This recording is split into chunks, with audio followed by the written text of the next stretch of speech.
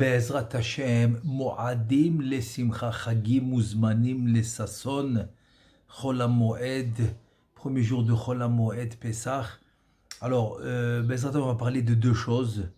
La Kedusha des 7 jours de Pessah et aussi la Matzah Shmura, c'est-à-dire la Matzah avec laquelle on a été acquitté le soir du Seder. C'est vrai qu'il n'y a pas d'obligation, il n'y a pas d'obligation de la Torah de manger la Matzah à part la Seder, mais il faut savoir que celui qui mange la matzah pendant les 7 jours, il y a plusieurs décisionnaires, des poskim, qui disent que c'est une mitzvah. C'est une mitzvah de manger la matzah shmura, comme la matzah qu'on mange la Seder. Et on va voir pourquoi. On va voir avec le Zohar Kadosh pourquoi c'est tellement une mitzvah de manger la matzah. Et qu'est-ce que la matzah nous donne pendant les 7 jours de Pessah. Avant ça, peut-être je vais commencer par une histoire extraordinaire qui s'est passée au temps de la Shoah. Alors, il y avait un rav, il s'appelait le rav Yosef, Yaakov Yosef Weiss, qui était à Manchester. C'est en Angleterre. Et là-bas, il raconte tous les soirs du Seder, il racontait cette histoire. Alors, il a été pris par les Allemands, les Allemands qui, pendant la Shoah, et c'est incroyable, il a été pris avec son meilleur ami qui était avec lui à l'Eshiva. Donc, ils ont été pris dans les camps de concentration. Et voilà que son ami essayait de le refroidir dans la Emouna. Dans la Emouna envers Akadosh Baruch Hu. Il dit alors comment c'est possible qu'on ait été pris comme ça, etc., alors qu'ils étudiaient la Torah. Et lui, non, il disait non, en on milevado, même si Akadosh Baruch Hu kaviachol, il a l'air caché, Stara Shebetor, Stara, il est très caché, mais tout le temps il est là, Akadosh Baruch Hu, il est là. Donc il le remontait, il lui disait en on milevado, il y a seulement la force d'Akadosh Baruch Hu qui peut nous sauver, etc. Mais bon, son ami, il devenait, on va dire, il se refroidissait dans la Emouna envers Akadosh Baruch Hu. Et voilà, comme ça les jours y passent, et un jour, ils ont été choisis pour rentrer dans les chambres à gaz qui devaient, chasvé shalom, tuer tout le monde là-bas. Et voilà que, une fois qu'ils sont dans la chambre à gaz, donc son ami lui dit, tu vois, qu'est-ce que tu vas me dire maintenant?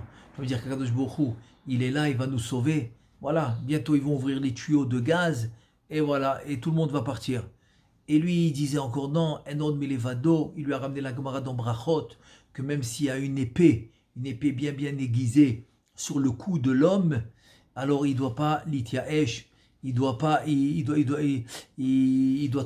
toujours avoir la conviction qu'Akadosh Baruch Hu peut encore le sauver. Comme ça, Chizkiyahu Melech Yehuda, il dit dans la Gemara au nom de David Amelech, Kam mekublani mi bet avi abba, c'est-à-dire depuis David Amelech, que même si l'épée est aiguisée sur le cou de l'homme, il doit quand même avoir la conviction que Baruch peut le sauver. Comme ça, il lui disait. Il dit maintenant voilà, ils vont fermer la porte. Comment il va nous sauver? Et voilà que le rav en question, Rav Yaakov Yosef Weiss, qui toujours remontait son ami dans la Emouna, il était, on va dire, un homme avec bien pesant. C'est un grand corps. Et donc, quand l'Allemand il est venu pour fermer la porte de la chambre à gaz, la porte elle se ferme pas. Elle se ferme pas. Et lui, il était au mamache au début, au seuil de la porte. Donc l'Allemand il le tire, il lui dit sors d'ici. Tu me déranges ici parce que les Allemands ils rentraient exactement le nombre de personnes qui pouvaient rentrer dans la chambre. Donc il le fait sortir. Et avant de sortir, il regarde son ami, il lui dit, tu vois, en on milevado. Et comme ça, il a été sauvé. Il a fermé la porte et on connaît la suite. Et tous les Leil à Seder, ils racontaient cette histoire. Ils racontaient cette histoire qu'il a été sauvé grâce à la Emouna de la chambre à gaz. Et c'est comme ça qu'il a pu vivre en Angleterre. Et Arichut Yamim Mishanim, jusqu'à qu'il était âgé, etc. Alav Shalom.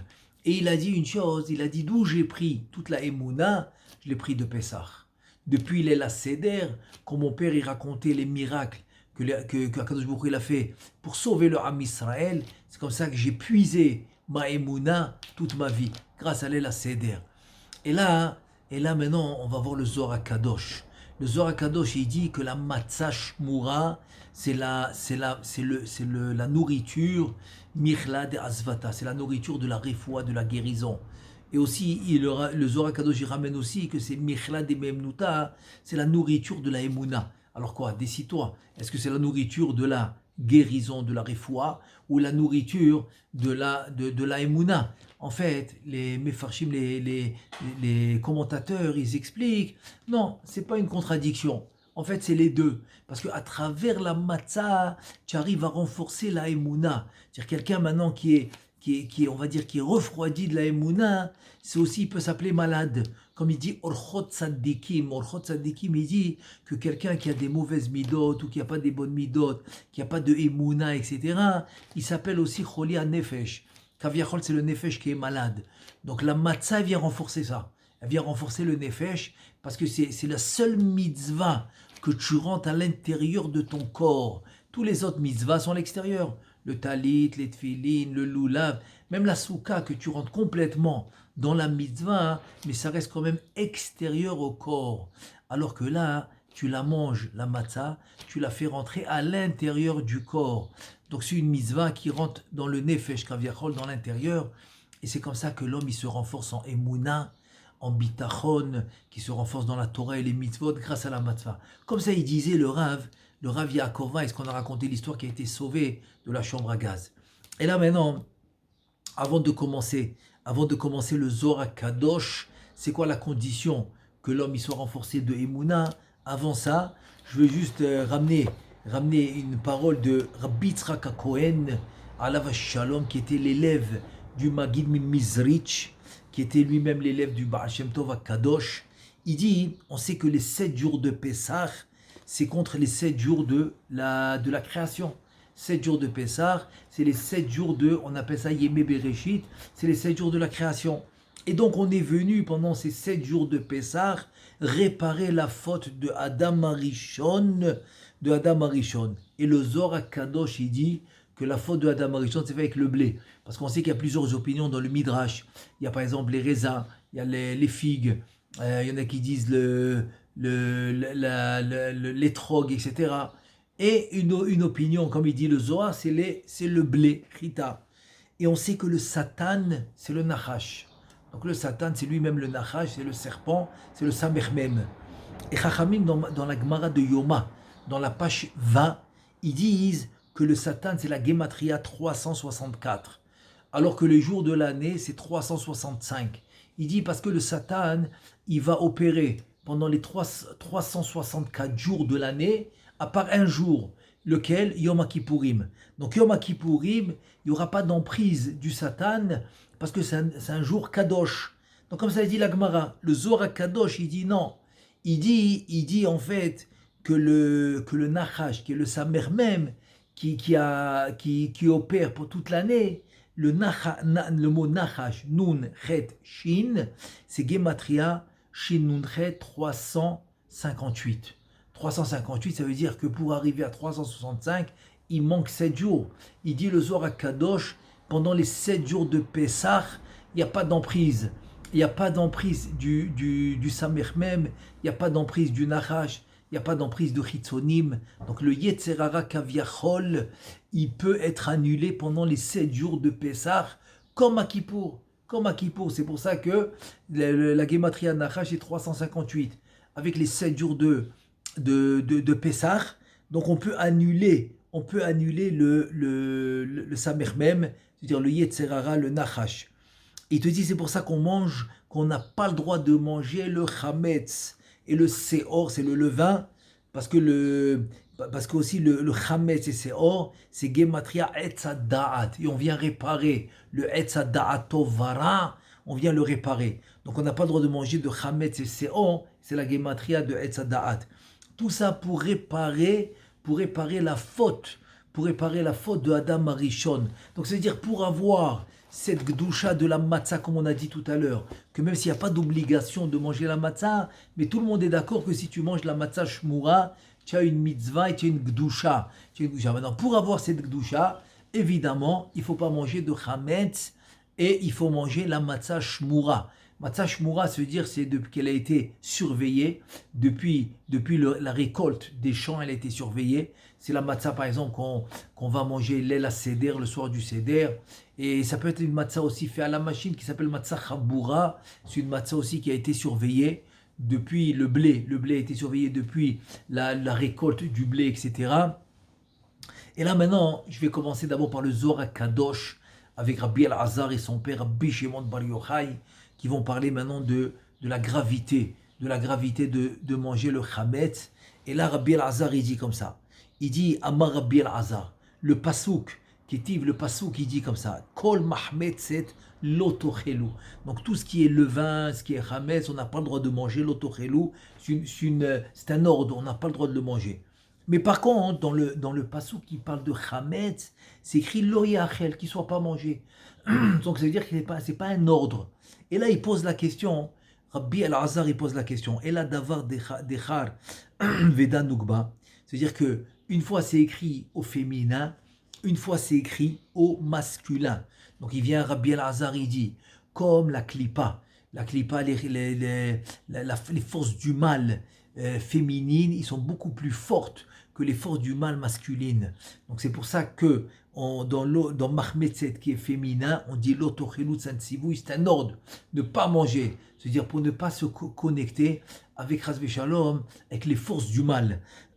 Et quand ça parle de zachar, de masculin, on dit lo yachel qui ne doit pas être mangé. Donc ça veut dire c'est la différence. C'est comme si une force de mal plus forte, donc on va ordonner de ne pas la manger. Mais une force de mal qui est moins forte, ça suffit de dire ne la mange pas.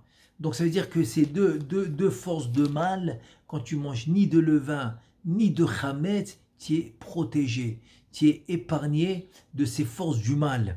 Et Rabbi Shimon, il lui dit, très bien mon fils, Amar Rabbi Shimon Bar Yochai, El-Azar Beni, Beda Ketiv, très très bien, tu as raison, l'otochelu. Alors maintenant, il vient rajouter, Rabbi Shimon Bar Yochai, il vient rajouter que dans le pasouk, des forces du mal féminin, c'est écrit l'otochelu, c'est-à-dire c'est un tzivou, c'est un ordre. Au Beda Ketiv lo yachel, et dans le Chametz, c'est écrit ne pas manger. Lo yachel qui ne doit pas être mangé. Alors pourquoi la différence? Pourquoi dans le Chametz c'est pas écrit aussi l'otochelu? C'est exactement comme j'ai dit tout à l'heure par rapport à ce que Rabbi Shimon Bar Yochai va rajouter aux paroles de Rabbi El-Azar. Et là, Nukba dit un astiat orchaha be'azhara vadaï. Donc, puisque la klipa, la force du mal féminine est plus forte, donc on a besoin d'un tzivouille, on a besoin d'un ordre de ne pas le manger. Alors que le chametz, ça représente les forces du mal masculin, ça suffit de dire il ne doit pas être mangé. Et donc, dechar iou achid bechuta, des dachyu-atir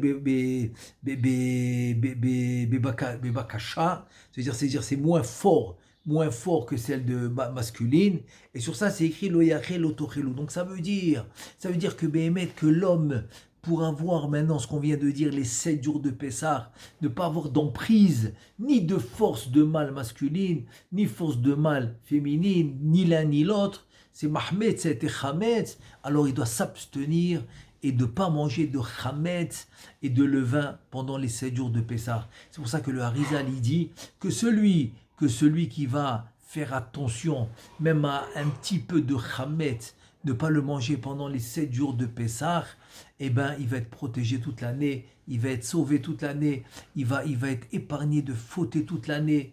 Un truc incroyable. Pourquoi? Parce qu'il a réussi à 7 jours de ne pas avoir d'emprise du Yetzer Hara qui est représenté par la Mahmetzet et le Chametz. Et maintenant, ça c'est le côté de Chametz et de Mahmet, de levain et de Chametz qu'on ne doit pas manger. Maintenant, je veux rajouter le Zohar Kadosh qui parle de la sainteté de la Matzah Shmura, que celui qui mange la Matzah Shmura, il dit comme ça. Matzah Amay. Maintenant, la Matzah, il dit que ça représente la Shrina. Donc là, pourquoi la Matzah qui s'appelle la Shrina, pourquoi elle s'appelle Matzah? On a dit parce que c'est représenté le Yetzer Hatov, c'est la Shrina. Donc pourquoi elle s'appelle Matzah, la Shrina? Et dit Ela Chitanenan Shaddai. Parce qu'en fait, on va la comparer on va la comparer au Yesod qui est Shaddai. Shaddai, il te dit que c'est le Chotam qui s'appelle, c'est pour ça que Akadosh Baruch Hu, quand il a créé son monde, à un certain moment, il fallait qu'il mette des bordures, des limites dans son monde.